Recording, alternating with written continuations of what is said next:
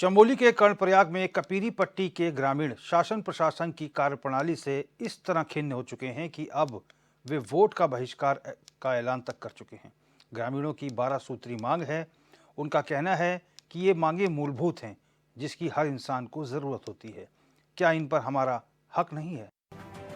कपीरी विकास संघर्ष समिति द्वारा विभिन्न समस्याओं को लेकर, मूलभूत सुविधाओं को लेकर मुख्यमंत्री जी को और जिलाधिकारी चमोली को एक उप जिलाधिकारी महोदय कर्णप्रयाग के माध्यम से ज्ञापन दिया गया है।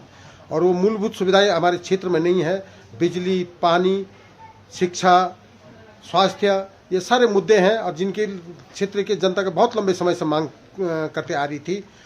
हमने एक ज्ञापन दिया है कि अगर 15 दिनों के अंदर हमारी मांगों का निस्तारण नहीं किया गया है तो आगामी लोकसभा चुनाव का सारा क्षेत्र के बूथों पे चुनाव बहिष्कार किया जाएगा और जिसकी संपूर्ण जिम्मेदारी शासन प्रशासन और संबंधित विभाग की। दिक्कतें तो बहुत हो रही है, समस्याएं बहुत है। हमारे वहाँ सबसे बड़ी बात तो है रोड की समस्या। जब हमें जो कोई आदमी बीमार होता है तो उसको डंडी पे जो है पैदल लाना पड़ता है 5-6 किलोमीटर जो है, या राशन भी हमें जो है कंधों में बोझ के लिए जाना पड़ता है।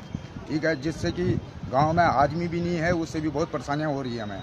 हॉस्पिटल कोई मरीज हमारा बीमार हो गया तो हॉस्पिटल जाने को बड़ी दिक्कतें होती है हमें। क्या चाहते हैं? इसलिए सबसे पहले हमें रोड की सुविधा चाहिए। जंगल का रास्ता है, रोड स्वीकृत हो रखी है, जिसमें कई बार सर्वे भी हो चुकी है। कई बार PWD ऑफिसर वालों को हमने लगातार मौखिक रूप से बोले और एक आदमी के व्यक्तिगत रूप से जो ये सरकारी कार्य में व्यवधान किया जा रहा है उस पर महोदय उप जिलाधिकारी के यहाँ हमने जांच की रिपोर्ट लगा रखी है। महोदय वो जल्दी से जांच करवा के हमें अपने जन सेवकों के लिए यातायात का सुविधा किया जाए। और जो कि हमारे यहाँ बहुत बड़ा बगीचा है सेब का, उस पर वो आदमी व्यवधान न करे और उप जिलाधिकारी महोदय जल्दी से उस रोड का एक आदमी की आपत्ति के कारण वो सारी रोड सरकारी कार्य व्यवधान पैदा हो रही है। देखो, हमने SDM के माध्यम से माननीय मुख्यमंत्री को, माननीय जिलाधिकारी को पत्र दिया है। हमारी वर्षों से जो है लंबित काफ़ी सड़कें जो है अभी अधूरे में पड़ी हुई है। दर्जनों सड़क जिनमें अभी तक सरकार ने काम नहीं किया है और ऐसे तमाम हमारे क्षेत्र में जो है जो हॉस्पिटल हैं उनमें डॉक्टर नहीं हैं और तमाम जो विद्यालय हैं उनमें मास्टर नहीं हैं। और इस लोकसभा चुनाव में यदि हम लोग हमारी मांग पूरी नहीं हुई तो पूरे जो है क्षेत्र के लोग जो है लोकसभा चुनाव का बहिष्कार करेंगे। और जितेंद्र पवार इसी खबर पर ज़्यादा जानकारी के साथ हमारे संवाददाता फोन लाइन पर जुड़ गए हैं। जितेंद्र, मूलभूत सुविधाओं के अभाव में ये तमाम लोग कर्णप्रयाग के जी रहे हैं, क्या है पूरा मसला? जी देखिए, कर्णप्रयाग विकास खंड के अंतर्गत कपीरी पट्टी काफी बड़ा क्षेत्र है और इस क्षेत्र के अंतर्गत दर्जनों गांव ऐसे हैं जो आज भी मूलभूत सुविधाओं के लिए लोगों को आंदोलन करने पड़ रहे हैं, और जिसके चलते लोगों ने यहाँ पे कपीरी संघर्ष समिति के लोगों ने यहाँ पर आंदोलन किया और उप जिलाधिकारी के माध्यम से जिलाधिकारी और मुख्यमंत्री को ज्ञापन भेजा। लोगों का साफ तौर से ये कहना है कि जब तक हमारी मांगे पूरी नहीं हो जाती तब तक हम लोग आंदोलन करते रहेंगे और अगर मांग पूरी फिर भी नहीं हुई तो हम लोकसभा चुनाव में मतदान का बहिष्कार कर देंगे। 12 सूत्री मांग है, क्या क्या मांगे हैं इसमें?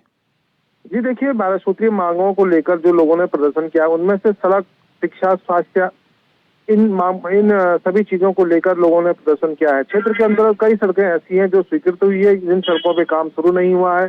कुछ सड़कें ऐसी हैं जिन पे काम तो शुरू हो गया है लेकिन उनमें डामरीकरण नहीं हो पाया है। कई सड़कें अधर में लटकी हुई हैं।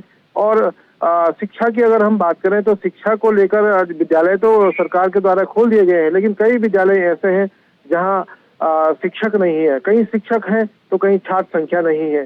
तो इसी प्रकार से स्वास्थ्य का हाल भी ऐसा ही है।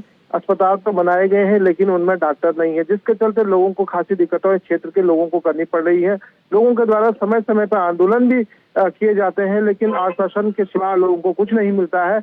चूंकि अब लोकसभा का चुनाव नजदीक है तो लोगों के पास अब मात्र एक साधन यह रह गया है कि जो लोकसभा चुनाव है उसके मतदान का बहिष्कार करने की लोगों ने यहाँ पे बात की है, जिसको लेकर लोगों ने यहाँ पे प्रदर्शन किया है और चेतावनी दी है कि 15 दिन के अंतर्गत अगर हमारी मांगे पूरी नहीं की गई तो वे लोग लोकसभा चुनाव में मतदान का बहिष्कार कर देंगे। जी जितेंद्र, सड़क, बिजली, पानी, स्वास्थ्य व्यवस्था, ये तमाम चीज़ें जो मूलभूत सुविधाएं हैं, राज्य गठन को 23 साल हो चुके हैं और अभी भी छोटी छोटी मांगों को लेकर जनता जो है सड़कों पर उतर रही है।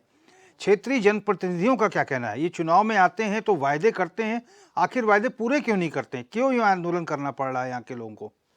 जी देखिए, निश्चित रूप से आज उत्तराखंड राज्य स्थापना के 23 साल बीत चुके हैं और लोगों ने पृथक उत्तराखंड राज्य की मांग इसलिए की थी ताकि हमारा अलग राज्य बने और हमको बिजली, पानी, सड़क ऐसी जो मूलभूत सुविधाएं होती है इनसे लोगों को परेशानी न हो।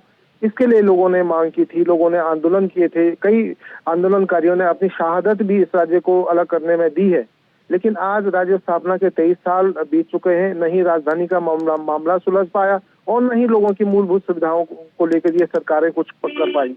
भाजपा की सरकार रही हो चाहे कांग्रेस की सरकार रही हो, नेताओं ने वोट के नाम पर राजनीति जरूर की है, लेकिन पहाड़ के लोगों को आज भी, चाहे वो चमोली जिले का मामला हो, चाहे उत्तरकाशी का मामला हो, चाहे पौड़ी का हो, चाहे रुद्रप्रयाग का मामला हो, पहाड़ी अंचलों में रहने वाले जो लोग हैं आज भी तमाम सारी सुविधाओं के लिए लोगों को प्रदर्शन करने पड़ते हैं और नेता आते हैं और लोगों के आंदोलन को समाप्त करते हैं। बीते दिनों गैरसैंण में भी सड़क के लेके कई दिनों तक लोगों का आंदोलन चला, वो भी आश्वासन के द्वारा लोगों ने उसको भी स्थगित कर दिया।